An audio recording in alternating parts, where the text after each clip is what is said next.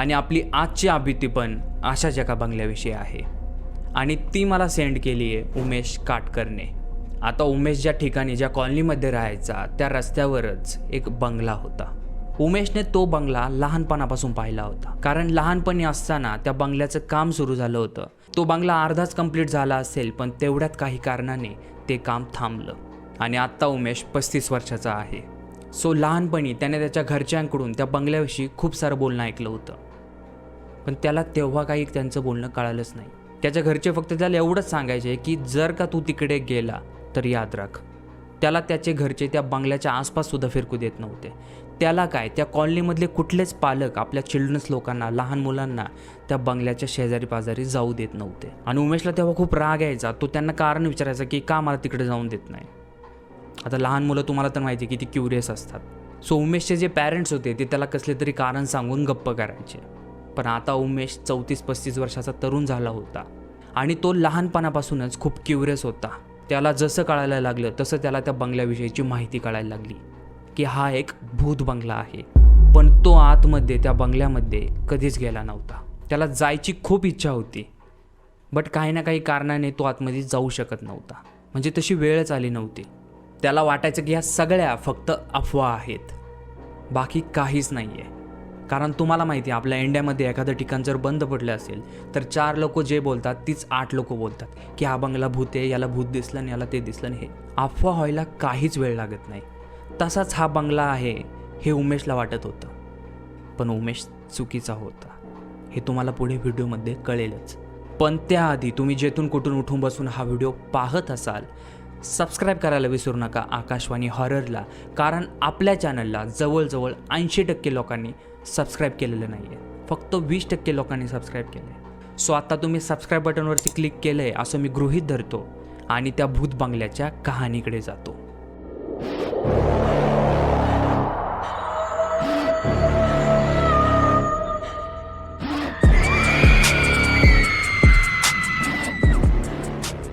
Okay, so Umesh एका bungalow कॉलनीमध्ये राहत होता आणि त्यांच्या कॉलनीमध्ये जेवढेही बंगले होते एकतर त्यामध्ये कोणीतरी राहत होतं किंवा त्या बंगल्याचे मालक किंवा ती फॅमिली कुठेतरी दुसरीकडे शिफ्ट झाली होती. पण त्याच कॉलनीमध्ये एक बंगला असा होता की तो संपूर्ण झाडाझुडपांमध्ये लपलेला होता आणि उमेश नेहमी त्या बंगल्याकडे जाताना येताना बघायचा. सेम तसं जसं की आपण एखाद्या ठिकाणी बघतो की यार इथे खूप अंधार दिसतोय आणि एक नजर आपली तिकडे जाते, अगदी तसाच उमेश त्या बंगल्याकडे बघायचा की कधी काही दिसतंय का किंवा त्या अफवा खऱ्या आहेत का. या आशेने तो त्या बंगल्याकडे बघायचा, पण त्याला कधी काही असा अनुभव आलाच नाही. पण एका रात्री उमेश जेवण करून बाहेर शतपावली करण्यासाठी रस्त्याने चालू लागला. रस्त्याने चालत असताना उमेशचं लक्ष नेहमीप्रमाणे त्या बंगल्याकडे जातं आणि तेवढ्यात त्याला त्या बंगल्यामध्ये कसली तरी हालचाल जाणवली, जसं की कोणीतरी तिथे आतमध्ये आहे. आता हा आवाज आल्यानंतर उमेशला दुर्बुद्धी सुचते, कारण त्याला त्या आवाजाचा पत्ता लावायचा होता की हा आवाज आला कुठून. त्याला 100% खात्री होती की त्याने त्या बंगल्यामध्ये कसला तरी आवाज ऐकला. त्याला वाटलं कोणी दारुडे किंवा चोर वगैरे तर नाही घुसले ना. पण या जुन्या बंगल्यामध्ये चोर काय करतील, तिथे नेण्यासारखं तर काहीच नाही आहे. पण त्याला त्या बंगल्याच्या आतमध्ये जायचं राहावेनाच. त्याला कसे करून चेक करायचं होतं की तो आवाज नेमकी आला कुठून. तो आजूबाजूला रस्त्याला पाहतो की कोणी बाहेर दिसतंय का, पण बाहेर कोणीच नव्हतं. तो फक्त एकटा होता. तो आता बंगल्याच्या दिशेने हळूहळू पुढे चालत गेला. तेव्हा त्याला दिसलं की बंगल्याचं गेट हे ओपन आहे, म्हणजे नक्कीच आतमध्ये कोणीतरी प्रवेश केला आहे. उमेश आता बंगल्याच्या आवारामध्ये हळूहळू चोर पावल्याने एंटर करतो. उमेश आता दरवाजापाशी येऊन पोहोचला होता. तो दरवाजा थोडा पुढे ढकलतो.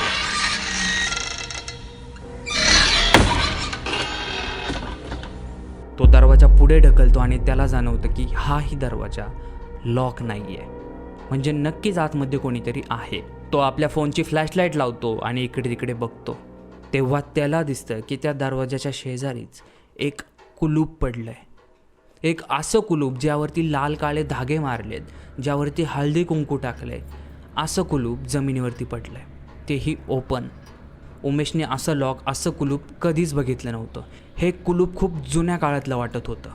असो, जसा उमेश त्या बंगल्यामध्ये एंटर करतो त्याला खूप सारा घाण, दुर्गंधी आणि उग्र वास येतो, जसा की कोणता तरी प्राणी सडलाय की काय. तो खिशातला रुमाल काढून सरळ नाकाला लावतो आणि फ्लॅशलाईटने इकडे तिकडे बघू लागतो आणि त्याला दिसतं की हा बंगला अगदी नॉर्मल असा आहे. ज्या बंगल्याविषयी आपण एवढं लहानपणापासून ऐकतोय तो बंगला आतमधून काहीच खास नाही आहे. उमेश आता त्याची फ्लॅशलाईट इकडे तिकडे फिरवतो आणि तेवढ्यातच त्याला वरच्या मजल्यावरून कोणत्या तरी बाईचा मिश्किल हसण्याचा आवाज येतो. एक छोटंसं हसू, अगदी 2-3 सेकंदाचं. उमेश त्याची नजर वरच्या मजल्यावरती फिरवतो आणि पायऱ्यांनी वर जातो. जसं जसं उमेश त्या पायऱ्यांवरती एक एक पाऊल टाकतोय तसा तसा तो घाण दुर्गंधीचा वास वाढतच होता. तो वरती जात असतानाच बोलतो की कोण आहे तिकडे, कोण असतंय? पण तिकडून काहीच आवाज येत नाही. आता उमेश वरच्या मजल्यावरती येऊन पोहोचतो. त्याला दिसतं की इथे एक बेडरूम आहे, पण त्या बेडरूममध्ये अशी एक खास बात होती की ती साऊथ फेसिंग होती. म्हणजे ती बेडरूम दक्षिण दिशेला फेस करत होती. उमेशनेही पहिल्यांदा पाहिलं असेल की दक्षिण दिशेला कोणता तरी दरवाजा फेस करतोय. उमेश त्या दरवाजाच्या जवळ येतो आणि त्या दरवाजावरून नजर फिरवतो आणि तेव्हा त्याला जाणवतं की हा जो फ्लोअर आहे, हा स्पेशली हा भाग ज्या ठिकाणी ही बेडरूम आहे, असं वाटतच नाही आहे की हा एक खूप जुना बंगला आहे. त्या लाकडी दरवाजावरती सुंदर कोरीव नक्षीकाम केलेलं होतं, जसा की हा बेडरूमचा दरवाजा मेन डोअरवरती लावायचा होता, पण तो इथे लावलाय. उमेश चकितच होतो, कारण ग्राउंड फ्लोअरवरती सगळीकडे अस्ताव्यस्त पडलेलं सामान, पण हा वरचा मजला हा एकदम वेल फर्निश्ड होता, टिपटॉप होता अगदी. फक्त कालांतराने यावरती धूळ आणि जाळ्या माजल्या होत्या. उमेश आता दरवाजा उघडण्याचा प्रयत्न करतो, पण दरवाजा जाम झालेला असतो. तो आता खांद्याने दरवाजावरती धक्का मारू लागतो आणि एका दुसऱ्या तिसऱ्या प्रयत्नातच तो दरवाजा ओपन होतो. जसा तो दरवाजा ओपन होतो त्या रूममधून खूप सारा घाण उग्र कुबट वास उमेशच्या चेहऱ्यावरती येतो. तो आतमध्ये एंटर करतो, फ्लॅशलाईट लावून इकडे तिकडे बघू लागतो. तेव्हा त्याला दिसतं की या बेडरूममध्ये चारही भिंतींना काळा कलर दिला आहे, डार्क काळा कलर. या रूममध्ये एक खूप जुना लाकडी टेबल आहे. तो त्या टेबल खुर्चीच्या जवळ जातो. तेव्हा त्याला दिसतं की या टेबलावरती एक खूप जुनं पुस्तक आहे, ज्याची पानंसुद्धा जीर्ण झाली आहेत. उमेश जरा आणखी निरीक्षणाने पाहतो तर त्याला ती भाषासुद्धा कळत नाही. त्या पुस्तकाच्या शेजारी एक ग्लास ठेवलेला असतो आणि त्यामध्ये लाल रंगाचं काहीतरी एक लिक्विड होतं. उमेश ते लिक्विड बोटाने चेक करतो आणि त्याला दिसतं हे लिक्विड नाही आहे, हे आहे रक्त, जे की आता संपूर्ण काळं पडत चाललंय. कारण उमेशने बोट घालण्याआधी ते रक्त संपूर्ण लाल भडक असतं, पण जसा तो आतमध्ये बोट घालतो ते डायरेक्ट काळं होतं. उमेशला मागे काहीतरी हालचाल जाणवते. तो मागे फ्लॅशलाईट फिरवतो. कसला तरी पाण्याचा थेंब पडल्याचा आवाज त्याला त्या बेडरूममध्ये येतो. तो फ्लॅशलाईट लावून पुन्हा इकडे तिकडे चेक करतो आणि त्याची फ्लॅशलाईट सिलिंगवरती जाते आणि त्याला दिसतं की या सिलिंगवरती हजारो खिळे मारलेले आहेत आणि त्या खिळ्यांवरती एक लहानशी दोरी बांधली आहे आणि त्या दोरीला कावळे लटकले, तेही मेलेले. हो, त्या सिलिंगवरती सगळीकडे मेलेले कावळे लटकले होते आणि त्यांचं रक्त खाली फरशीवरती पडत होतं. उमेश पहिला आपल्या केसांवरून हात फिरवतो आणि हात चेक करतो आणि त्याला दिसतं की आपला हात संपूर्णपणे रक्ताने भरला आहे. जसा तो हे कावळ्यांचं दृश्य पाहतो तो 2 पावले मागे सरकतो, कारण त्याने त्याच्या लाईफटाईममध्ये कुठल्या हॉरर मूवीमध्ये सुद्धा असं काही पाहिलं नव्हतं. पण आता असा काही विचित्र प्रकार आता त्याच्या डोळ्यासमोर आहे. उमेश फ्लॅशलाईट लावून इकडे तिकडे पाहतोय, पण तेवढ्यातच त्या बेडरूमच्या दरवाजावरती ठकठक आवाज आला. तो त्याची फ्लॅशलाईट तिकडे फिरवतो, पण तिथे काहीच दिसत नाही आणि त्याला जाणवतं की आता ज्या कोणी व्यक्तीने दरवाजावरती ठकठक केलंय तो व्यक्ती आता खाली पायऱ्यांवरती मोठ्या मोठ्याने उड्या मारत खाली उतरतोय आणि हसतोय, अगदी जोकरसारखं. एक वेडा माणूस कसा हसतो तसंच ते हास्य होतं. उमेश आता त्या बेडरूममधून बाहेरच्या दिशेने पळतो आणि तो त्या रेलिंगवरती येतो, जिथून खालचा मजला दिसत असतो आणि त्यानंतर तो जे पाहतो हे पाहून तो शॉक होतो. उमेशला दिसतं की एक 6 फुटाची स्त्री किंवा एक पुरुष, त्याला कळत नाही आहे त्या अंधारामध्ये की तो एक स्त्री आहे का पुरुष, पण तिचे केस किंवा त्याचे केस मोकळे आहेत आणि यामुळेच तो त्या एनर्जीला स्त्री समजतो. तिचे हात गुडघ्यापर्यंत लांब आहेत, जे की नॉर्मल माणसाचे नसतात आणि ती स्त्री एकटक उमेशकडे बघतीये. आता त्याला हेही कळत नव्हतं की ती माझ्याकडे बघती का कुठे बघतीये, पण ती सरळ स्तब्ध उभी होती आणि त्याला जाणवत होतं की ही जे कोणी व्यक्ती आहे, ही जे काही आहे ते माझ्याकडेच बघतंय. उमेशची हार्टबीट आता फास्ट झाली होती. त्याच्या कपाळावरती आता घाम जमा होऊ लागला होता. आणि ऑफकोर्स असं का नाही होणार? तुम्ही त्या जागी स्वतःला इमॅजिन करा की तुमच्यासमोर असं दृश्य आहे, तुम्ही काय कराल? असो, आता ती जी बाई होती, ती जी स्त्री होती, आपले दोन्ही हात मागे घेते आणि सरळ किचनच्या दिशेने पळत सुटते. पळत असताना ती विचित्र प्रकारचं हसतही होती. उमेशला आता कळून चुकतं की आता हीच त्याची संधी आहे इथून निघण्याची. तो सरळ पायऱ्यांवरतून उड्या मारत खाली येतो. खाली आल्यानंतर तो पुन्हा ग्राउंड फ्लोअरवरती एक नजर फिरवतो आणि नजर फिरवल्यानंतर त्याला दिसतं की ती जी मगाची स्त्री होती ती आता ग्राउंड फ्लोअरवर अजिबात नव्हती. आणि ती जी स्त्री होती, ती जी बाई होती, ती आता वरच्या फ्लोअरवरतून उमेशकडे बघत होती. उमेशला दिसतं की त्या बाईच्या मागे 2 मानवी प्रकारच्या सावल्या उभ्या आहेत. म्हणजे 2 माणसंच म्हणा, जी की तिच्याहीपेक्षा हाईटला खूप मोठी होती. आता उमेशला एक गोष्ट तर नक्की कळते की हे जे काही आहे हे मानवी नाही आहे, हे एक वेगळंच आहे, काहीतरी डार्क, जे की आपल्या समजण्यापलीकडचं आहे. आता ती जी बाई होती ती आपल्या दोन्ही लांब हाताने रेलिंगला धरून उड्या मारत होती. उड्या मारता मारता ती टाळ्या वाजवत होती, हसत होती, जसं की तिला उमेशला बघून खूप आनंद झालाय. उमेशच्या मनात धडकीच भरते की ही आपल्याला तो कावळा तर समजत नाहीये ना बळी देण्यासाठी. उमेश आता मागे वळून दरवाजाकडे बघतो तर त्याला दिसतं की हा दरवाजा आता लॉक आहे. तो खूप जोराने दरवाजा उघडण्याचा प्रयत्न करतो.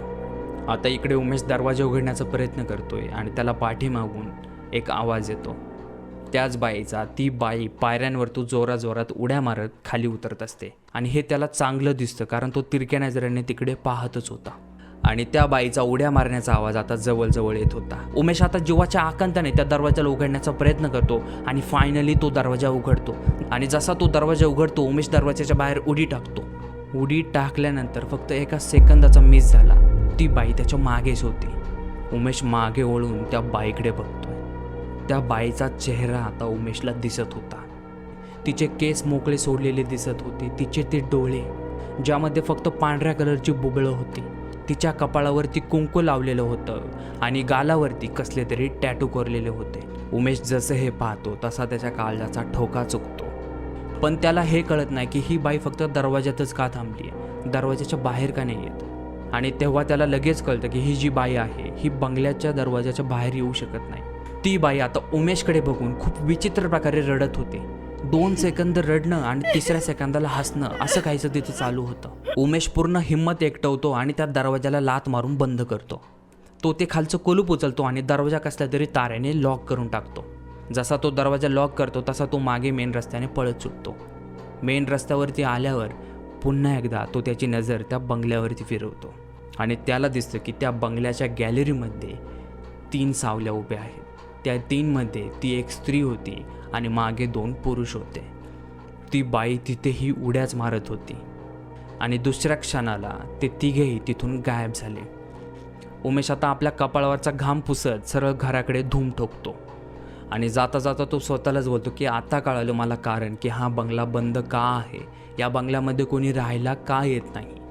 कारण हा बंगला या डिमन्सची टेरिटरी आहे आणि ते काही इथे कोणाला राहू देऊ शकत नाही.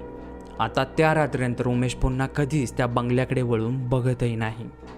तो सरळ रस्त्याने मान खाली करून जातो आणि येतो आणि इनफॅक्ट आता तो तिथे राहतही नाही. या गोष्टीला जवळजवळ एक 10-15 वर्ष झाली असतील. त्यानंतर थोड्याच वर्षाने उमेश तिथून शिफ्ट होतो आणि दुसरीकडे राहायला जातो. पण उमेशला जेव्हा कधी आठवण येते तो गुगल मॅप्सवर जातो आणि त्या बंगल्याचं लोकेशन टाकतो आणि तो बघतो की ह्या बंगल्यामध्ये काही बांधकाम वगैरे झालं आहे की नाही किंवा इथं राहायला कोणी आलं आहे का नाही. पण तसं काहीच नाही होत. तो बंगला सेम अगदी जसा होता तसाच आजही आहे. असो, आता ती बाई कोण होती आणि ती तिथे कशी आली याचं उत्तर उमेशकडे नाही आहे.